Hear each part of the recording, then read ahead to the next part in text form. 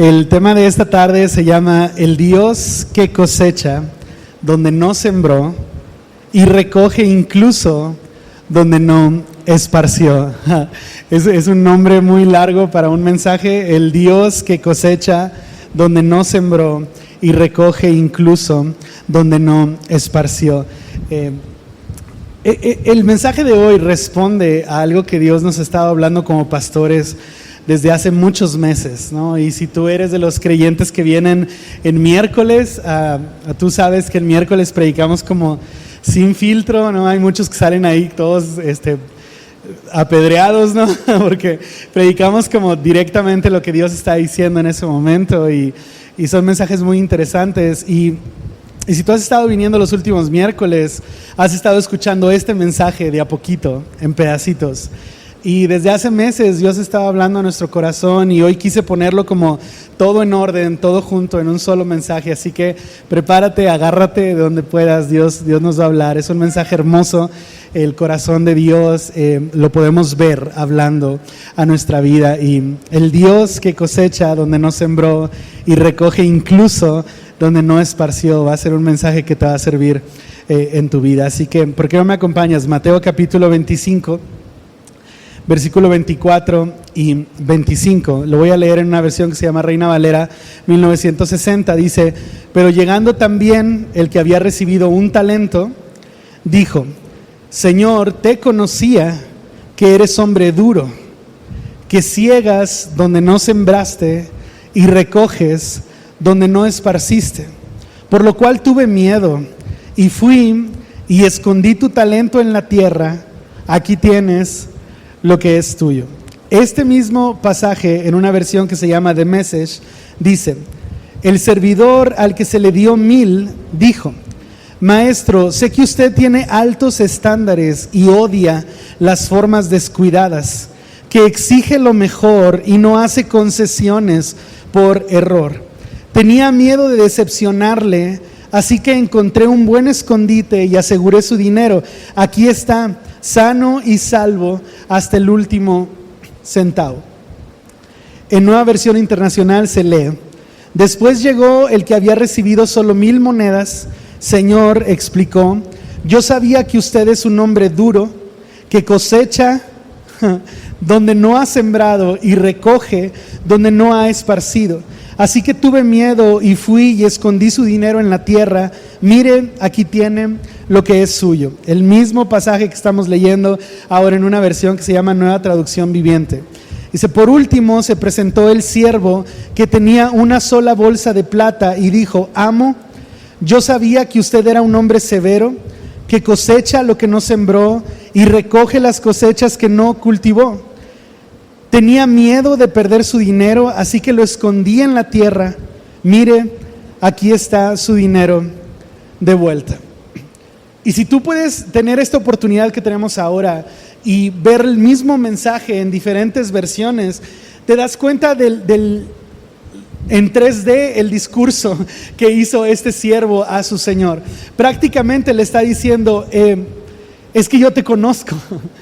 Es que no sepa cómo eres, no es que no sepa qué te molesta, no es que no sepa cómo vas a reaccionar, no es que yo sea un extraño y no sepa lo que te gusta y no sepa lo que te incomoda y no me dé cuenta las expectativas que tienes. Dice: no, yo te conozco y yo sé cómo eres, yo sé que tienes tanta habilidad y tus capacidades son tan grandes que ni siquiera estás sujeto a que hayas sembrado para poder cosechar. Te conozco, tú cosechas hasta donde no sembraste. Por eso me dio miedo no estar a la altura de tus estándares. Tú confiaste en mí, me diste tus recursos y ahora yo, lleno con esta invitación tuya a servirte, con este privilegio de tener en mis manos recursos que no son míos sino tuyos, me lleno de miedo y digo: no voy a poder. Así que busqué un lugar seguro, dice una versión, y otra versión dice: cavé un hoyo en la tierra y escondí lo que me diste. Y ahora que has regresado, lo desenterré, aquí está, es tuyo. Perdóname por no multiplicarlo, pero no te robe nada, no te falta ni un centavo. Ahí tienes lo que es tuyo. Y cuando escuchas el discurso de ese hombre, te das cuenta que muchas veces hemos tenido ese mismo argumento con Dios. Muchas veces hemos venido a la presencia de Dios diciendo, no, Dios, es que yo sé cómo eres, no, por favor no me pongas a mí a cargo de mi familia, por favor no me pongas a cargo de ese proyecto, no, Dios, por favor no me pongas en liderazgo en la iglesia, porque yo conozco tus estándares, yo sé que no voy a estar a la altura, yo sé que no la voy a hacer, la voy a regar, me voy a equivocar, porque te conozco, es que tengo miedo de invertir esto. Y cuando tú entiendes la historia que contó Jesús, entiendes un poquito más el dolor de este siervo, de sentirse incapaz, de sentir que no iba a poder cumplir las expectativas de su Señor. En algún momento Jesús está frente a sus discípulos y otras pocas personas y les da una enseñanza. Y el tema que Jesús está desarrollando es: el reino de los cielos se parece a... ¿Quieres entender cómo funciona el reino de los cielos? Bien, te voy a contar una historia que no ha pasado, solo Jesús la está inventando en ese momento. Y dice, el reino de los cielos se parece a un hombre, un señor, que tenía un terreno, era de él ese campo, y además tenía dinero. Y llama a los jornaleros que trabajaban para él, 3 de ellos. Dice, ya uno de ellos le da 5 talentos. A otro le da 2 talentos y al último le da 1 talento. Cuando lees ese pasaje, dice que a ellos se los repartió según la capacidad que tenía cada uno de ellos. Así que se parece a esto: el Señor, dueño de todo eso, va a ir a un viaje y va a tardar un tiempo en volver. Así que quiere que el capital que él posee esté caminando, esté creciendo, que se invierta, que dé fruto. Así que llama a 3 de sus trabajadores y llama a Juanito, no supongan que se llama Juanito. Llama a Juanito y le dice, aquí están 5 talentos, por favor trabaja con ellos, ponlo a trabajar, que dé vuelta el dinero, que produzca, y quiero ganancias cuando regrese. Y Juanito le dice, sí, Señor. Y luego llama a otro, supongamos que se llama Pepito, y le dice, Pepito, aquí hay 2 talentos, por favor trabaja con ellos, dale vuelta al dinero, cuando yo regrese quiero ver ganancias. Y vio mucha capacidad en Juanito, así que le dio 5 talentos, y vio más o menos capacidad en Pepito, así que le dio 2 talentos. Y luego vio a Rubiel allá, y le dijo, Rubiel, ven, deja de estar jugando PlayStation, ven. Y le dice, no tienes la capacidad de Juanito, tampoco tienes la capacidad de Pepito, pero estoy seguro que puedes trabajar con esto. Así que le entregó solo 1 talento, con las mismas expectativas. Pon a trabajar mi dinero, dale vuelta, inviértelo. Yo quiero regresar de mi viaje y darme cuenta que he obtenido ganancias. Y el primer siervo que recibe 5 talentos no tiene miedo y los invierte y los pone a trabajar. Y yo no sé si puso un negocio o si solo como le dio vuelta a inversiones pequeñas, no tengo idea. El resultado es que obtuvo ganancias. Y luego cuando llega el Señor le dice, aquí está, tú me diste 5 talentos.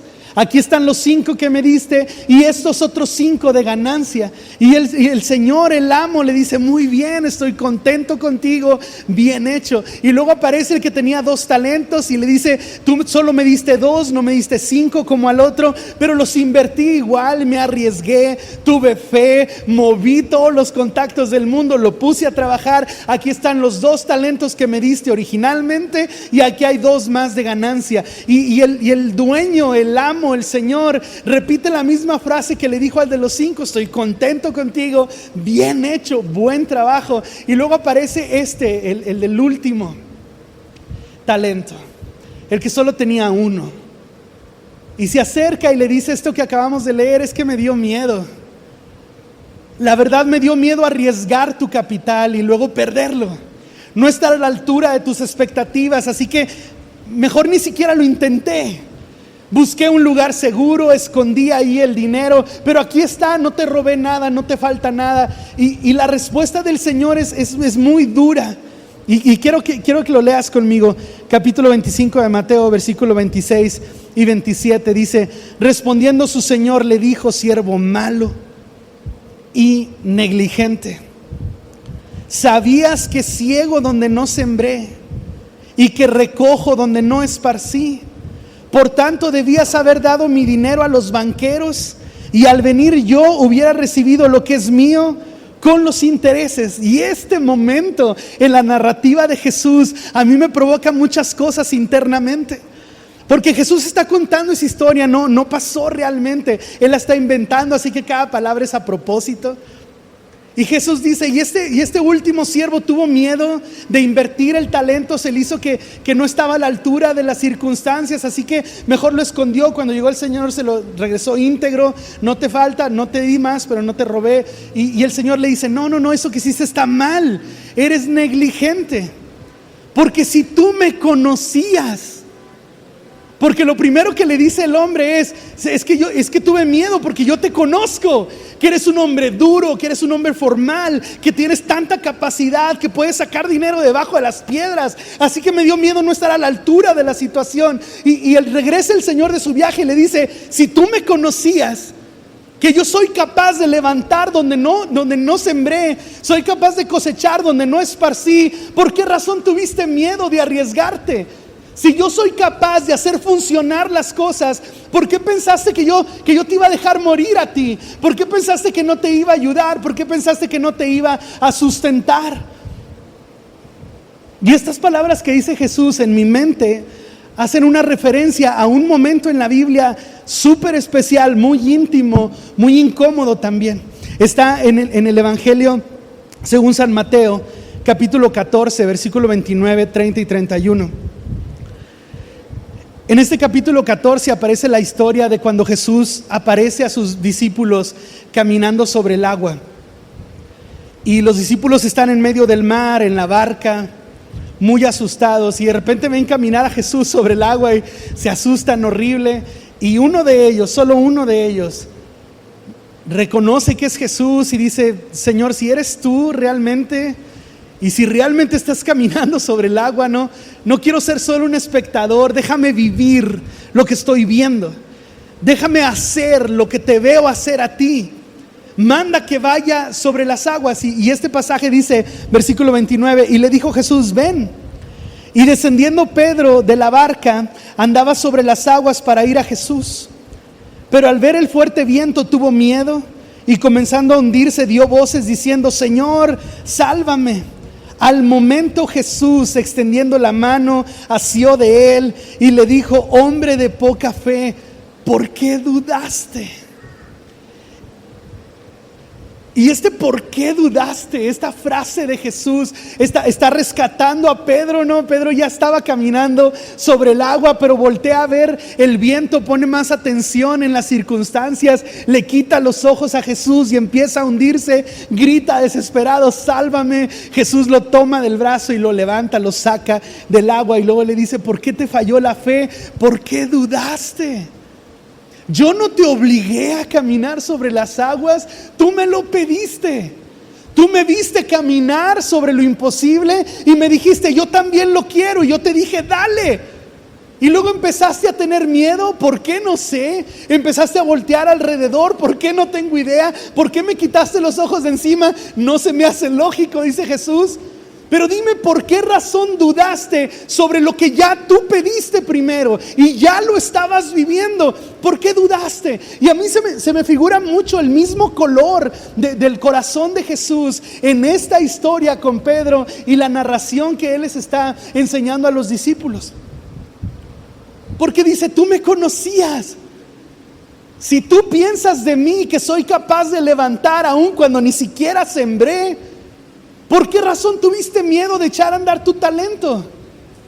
Es lo mismo que le dice a Pedro, si ya estabas caminando sobre el agua, si no tuviste miedo al preguntarme si era yo, si no tuviste miedo al pedirme que tú también querías caminar sobre el agua, ¿por qué al final dejaste que la duda entrara a tus huesos, que te aniquilara, que te frustrara? ¿Por qué dudaste?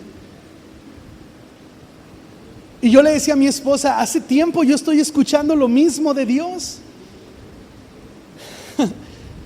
Si tú me conoces, tú me pediste esa esposa, tú me pediste ese negocio y yo te lo di. Tú me pediste esa bendición y yo te la di. ¿Por qué crees ahora que no vas a poder sostener ese matrimonio, o que no vas a poder con ese negocio, o que ahora tienes que buscar otro trabajo. ¿De qué estás hablando? ¿Por qué estás dudando ahora? ¿No sabes quién soy? Soy el que recoge aunque no esparció. Soy el que cosecha aunque no sembró. No hay nada imposible para mí. ¿Por qué estás dudando ahora? ¿No será que me quitaste los ojos de encima? ¿No será que le estás poniendo más atención al viento y a las olas y a los problemas y a lo que dicen y a lo que piensan, que de lo que realmente te motivó a caminar sobre lo imposible? ¿Por qué estás dudando? Romanos 8:28 es una de estas enseñanzas que da el apóstol Pablo y que se convierte en un concepto teológico que dirige la vida cristiana. Dice el versículo 28 de Romanos 8: y sabemos, es decir, no tenemos duda de esto, sabemos que a los que aman a Dios, no a cualquier persona, a ellos, a los que aman a Dios, todas las cosas les ayudan a bien, todo les ayuda a bien. Esto es, a los que conforme a su propósito son llamados. ¿Qué está diciendo el apóstol Pablo? Dice, tenemos una certeza, hay algo que sabemos. Nos consta, lo sabemos, no es una teoría, no es una tesis sin comprobar, lo sabemos, nos consta. Si tú amas a Dios, no importa qué cosa, todas las cosas, todo lo que va a pasar, todo lo que está pasando, todo lo que ya pasó, todo te va a ayudar a bien. ¿Por qué? Porque Dios tiene un propósito. Y si tú estás escuchando su llamado a ese propósito, no hay una sola razón para que Dios pierda el control sobre su tesoro más preciado. Dice, sabemos que a los que amamos a Dios, todo nos ayuda para bien. Y de repente dices, ¿de qué estás hablando, apóstol Pablo? Hay decisiones que yo tomé y que lo arruinaron todo. O sea, yo me equivoqué, lo decidí mal, lo hice mal, lo arruiné, lo eché a perder. Y dice Pablo, sí, pero si amas a Dios, el Redentor va a encaminar todo para bien. No, Pablo, pero tú no sabes cómo fueron mis papás conmigo. Tú no sabes cómo son los muchachos de la escuela conmigo. Tú no conoces a mi jefa. Tú no sabes cómo me va en la empresa. Y dice el apóstol Pablo, ¿de qué hablas? No importa qué te pase, todas las cosas Dios las convierte en bendición cuando tú lo amas. Y ese principio bíblico, teológico de la vida cristiana tiene que tatuarse en nuestro corazón para entender que Dios nunca pierde el control. Que la única manera en que Dios no puede convertir la maldición en bendición en nuestra vida es que tú y yo no lo amemos. Pero si tú y yo lo amamos, no importa qué te vaya a pasar, no importa qué te está pasando y no importa qué haya pasado, Dios lo puede convertir en bendición si tú lo amas. Dice Romanos 8 del versículo 29 al 32, está como progresando el argumento. Dice, pues Dios conoció a los suyos de antemano y los eligió para que llegaran a ser como su hijo, a fin de que su hijo fuera el hijo mayor entre muchos hermanos. Después de haberlos elegido, Dios los llamó para que se acercaran a Él, y una vez que los llamó, los puso en la relación correcta con Él, y luego de ponerlos en la relación correcta con Él, les dio su gloria. Ese pasaje me encanta, porque dice, no es que cuando tú conociste a Jesús, Jesús te conoció en el mismo momento. Así de, Jesús, te acepto como Señor y Salvador. Mucho gusto, Alex, Jesucristo, qué gusto conocerte. Es la primera vez que te veo, pero ya te amo. Dices, no inventes. Dice, Jesús ya te conocía. Ya te conocía, Él ya había puesto sus ojos en ti. Tú lo ignorabas, tú no sabías cuáles eran sus planes, tú todavía no respondías a su amor, pero Él ya te estaba viendo, te seguía todo el día, se interesaba en ti, procuraba bendecirte. Dice, Él los conoció, pero no solo los conoció, sino que los atrajo, les hizo un llamado a acercarse. Y me encanta esa parte, dice, nos llamó a tener una relación con Él, a estrechar nuestro corazón con su corazón. Y una vez que pasó eso, dice, nos colocó en la relación correcta con Él. Y no tienes idea cómo me encanta esa frase. ¿De qué se trata mi vida una vez que acepté a Cristo y antes de irme al cielo? De estar en la relación correcta con Dios. Como a Dios le gustan las cosas, como deben ser las cosas. Y empieza todo a ponerse en orden, los puntos sobre las íes. Él es el Señor, yo soy su siervo. Él es el Padre, yo soy el Hijo. Él es el dueño de todo, yo soy el heredero. Y todo se empieza a acomodar de la manera en que Él la diseñó. Dice, los puso en la relación correcta, después les dio su gloria. Y mira lo que continúa diciendo. ¿Qué podemos decir acerca de cosas tan maravillosas como estas? Si Dios está a favor de nosotros, ¿quién podrá ponerse en nuestra contra? Si Dios no se guardó ni a su propio Hijo, sino que lo entregó por todos nosotros, ¿no nos dará también todo lo demás? Y me gusta mucho la ecuación mental que hace el apóstol Pablo, porque dice, mira, piénsalo de esta manera. Dios te conoció, te eligió, te escogió a ti. Jesús lo dijo una vez, no crean que ustedes son súper inteligentes y me eligieron a mí. Yo los elegí a ustedes cuando no eran pueblo, cuando todavía olían a desperdicios, todos llenos de fango. Yo te elegí a ti, te traje, te santifiqué. Te coloqué en la relación correcta y luego puse mi gloria arriba de ti. Y dice el apóstol Pablo, si Dios está de nuestro lado, ¿quién calculas que puede hacernos frente? Con este Dios de nuestro lado, ¿qué crees que nos pueda hacer frente? ¿Quién crees que nos pueda declarar la guerra y amedrentarnos? O hacernos huir, o que nos deprimamos. ¿Quién crees que nos va a robar el gozo de adentro, o la paz, o la certeza que Él tiene control? Si Dios está de nuestro lado, ¿quién va a estar en nuestra contra? Y luego progresa su ecuación mental y dice todavía, mira, piénsalo de esta manera. Si Dios nos dio a su Hijo, si Dios prefirió que fuera la sangre de su Hijo la derramada en lugar de tu sangre, si Dios prefirió que las heridas estuvieran en las manos y el costado y la espalda de Jesús en lugar de las heridas en tu corazón, si Dios nos dio a su Hijo, ¿crees que no te va a dar la sabiduría que necesitas? ¿Crees que no te va a dar la paz que necesitas, la fortaleza? ¿Crees que no te lo va a dar si te dio a su Hijo? ¿Crees que no te va a dar eso que requieres ahora? Paz en el matrimonio o inteligencia para algún negocio. ¿Crees que no te va a dar eso que requieres para tu relación con tu hijo o con tu hija? Si te dio a su Hijo, dice el apóstol Pablo, ¿qué crees que te va a negar? Con un Dios de esta manera de nuestro lado, ¿quién crees que nos va a hacer frente? Y a mí me encanta esa enseñanza. Y luego ves pasajes en la Biblia que si los enfocas desde aquí donde estamos, tienen tanto sentido. Pasajes como Génesis capítulo 50, versículo del 18 al 20. Que narra la historia de José, este hijo favorito de su papá, que sus hermanos empezaron teniéndole envidia y luego se convirtió en odio y quisieron hasta matarlo. Luego al final solo lo echaron en una cisterna y lo vendieron como esclavo, y luego lo injuriaron y le levantaron falsos y terminó en prisión. Y cuando tú ves esa historia dices, wow, la vida se puede poner dura. Las cosas bien podrían estar súper contrarias, y eso no significa que Dios no me ame.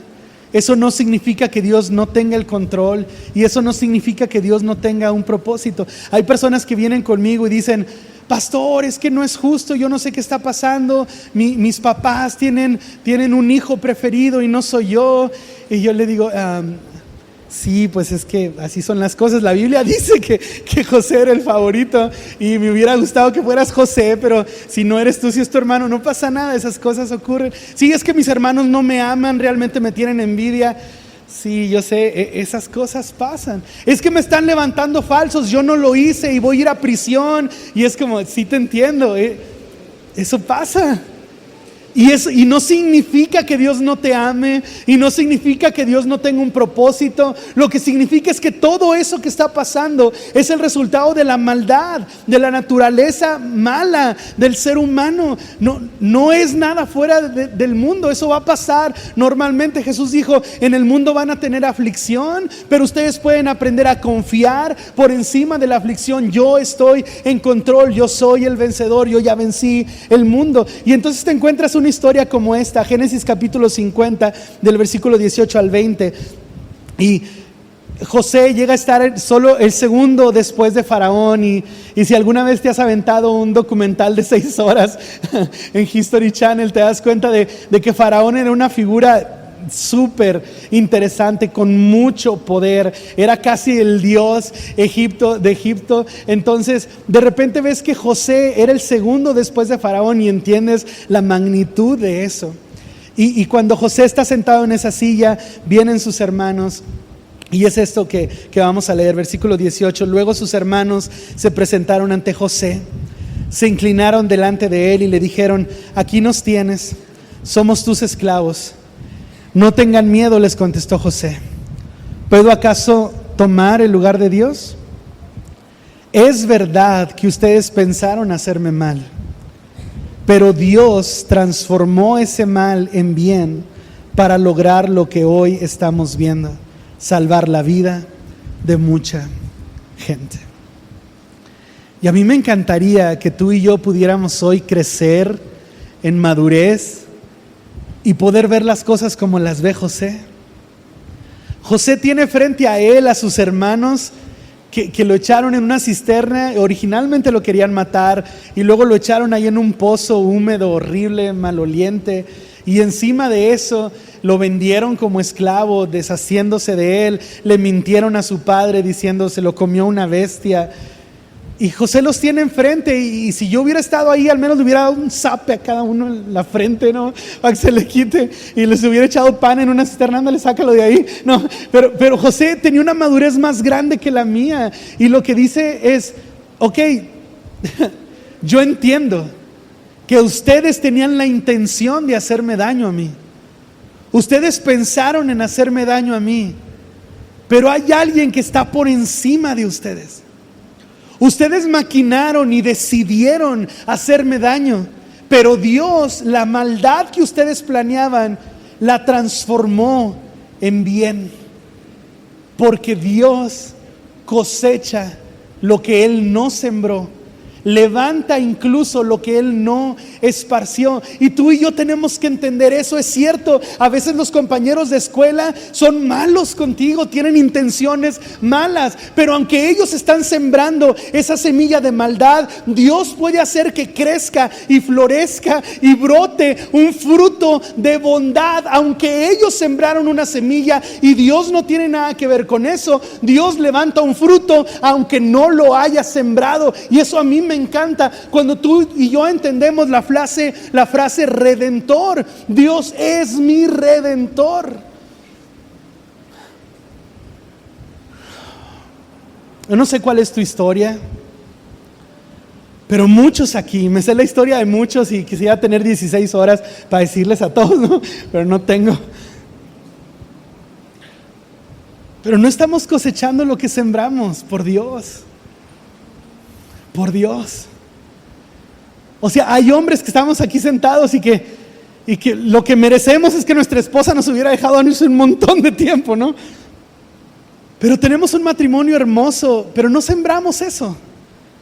Sembramos problemas y sembramos mala onda y sembramos como rencores y malos tratos. Pero la realidad es que Dios hizo brotar un fruto. Donde nosotros hayamos sembrado algo malo, Él hizo brotar algo bueno.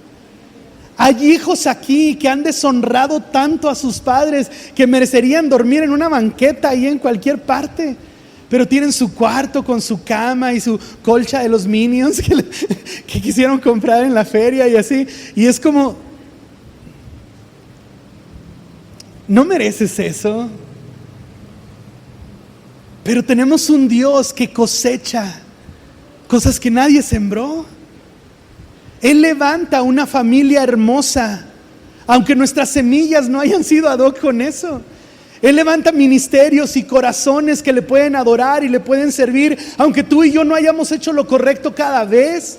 Pero Él levanta lo que nadie sembró. Él lo levanta, Él no tiene problema. Él saca un fruto de debajo de una piedra si lo quiere.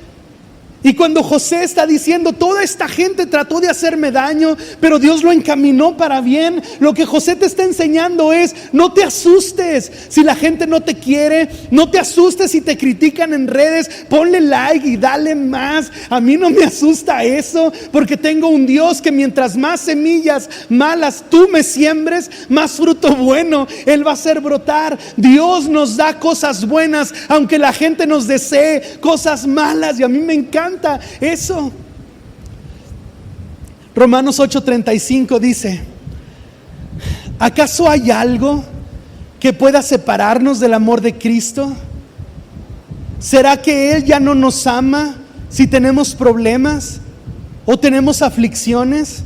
Si somos perseguidos o si pasamos hambre o estamos en la miseria o en peligro o bajo amenaza de muerte. El versículo 37 dice, claro que no. A pesar de todas estas cosas, nuestra victoria es absoluta por medio de Cristo, quien nos amó. Y estoy convencido de que nada podrá jamás separarnos del amor de Dios, ni la muerte, ni la vida, ni ángeles, ni demonios, ni nuestros temores de hoy, ni nuestras preocupaciones de mañana. Ni siquiera los poderes del infierno pueden separarnos del amor de Dios. Ningún poder en las alturas ni en las profundidades. De hecho, nada en toda la creación podrá jamás separarnos del amor de Dios que está revelado en Cristo Jesús, nuestro Señor. ¿Y entiendes el mensaje que está dando el apóstol Pablo? Solo tienes que entender que tu vida no es consecuencia de lo que alguien más diga o haga. Tu vida tampoco es consecuencia de lo que tú mismo has estado haciendo. Tu vida es consecuencia del amor y la misericordia del gran Padre que tenemos en el cielo. Esa es la consecuencia de su amor, de su gracia, de su poder. Yo no estoy viviendo la vida que merezco, estoy viviendo la vida que Él compró en la cruz del Calvario. Yo no estoy viviendo la vida que sembré. Esa vida sería horrible. Yo estoy viviendo la vida que Dios cosechó en gracia, en misericordia para mí. Dice el apóstol Pablo, dime tú, ¿qué crees que nos pueda separar del amor? ¿La vida? ¿La muerte? ¿Los ángeles? No, bueno, los demonios. Dice, nada. Ni lo que te preocupa ahora, ni lo que viene mañana. Nada tiene la capacidad de separarte del amor de Dios. Y quiero terminar con un pasaje que es muy especial para nosotros. Hace 6 años, poquito más, nos pasó algo muy especial en Renacer.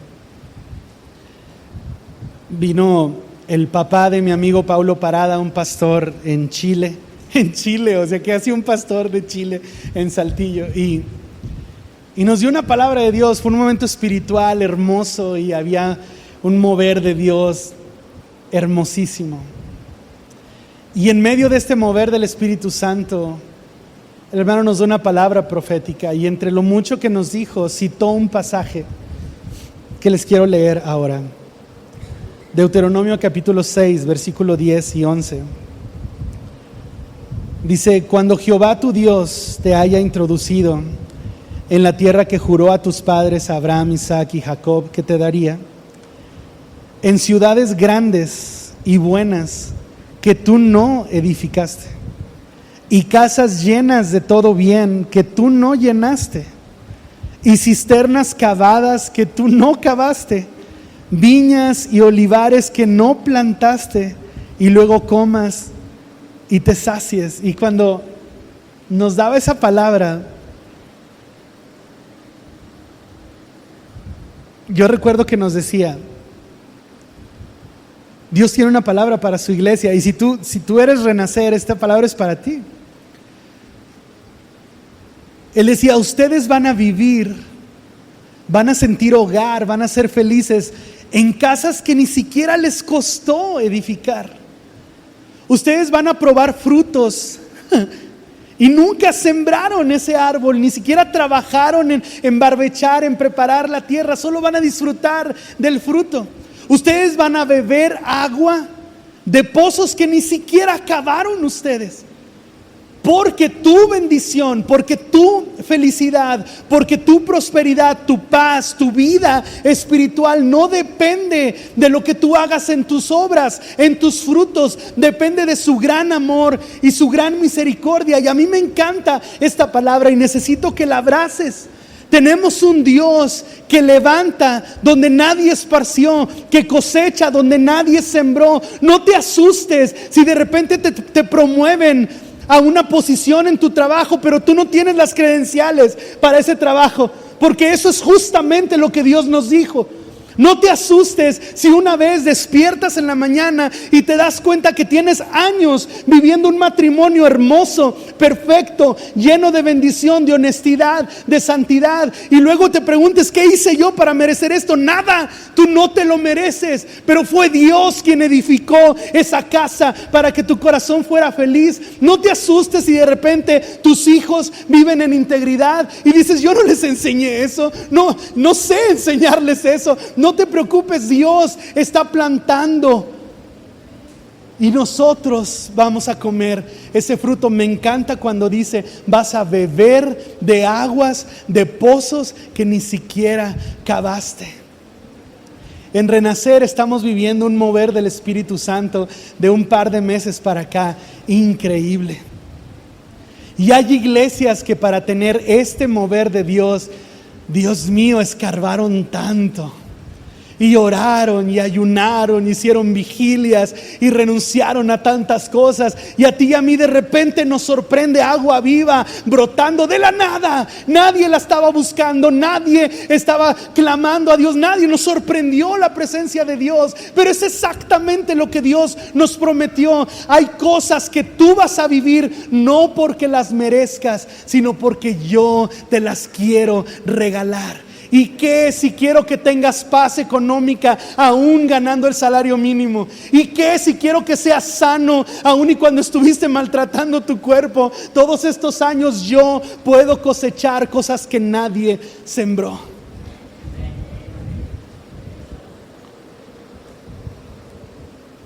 En el finales del mes de noviembre me enfermé muy feo, me subió la glucosa a niveles bien alarmantes y el doctor me decía, bueno, pues son situaciones que ya no las puedes revertir, ¿no? Como ya, pues ya, ¿qué hacemos? Eres un diabético a partir de ahora. Y yo le decía a mi esposa, yo no quiero eso.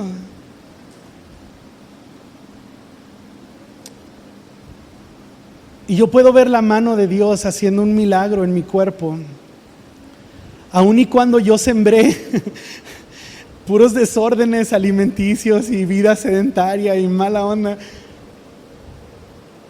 ahora no estoy cosechando lo que sembré, estoy cosechando la gracia de Dios. Y es un ejemplo súper.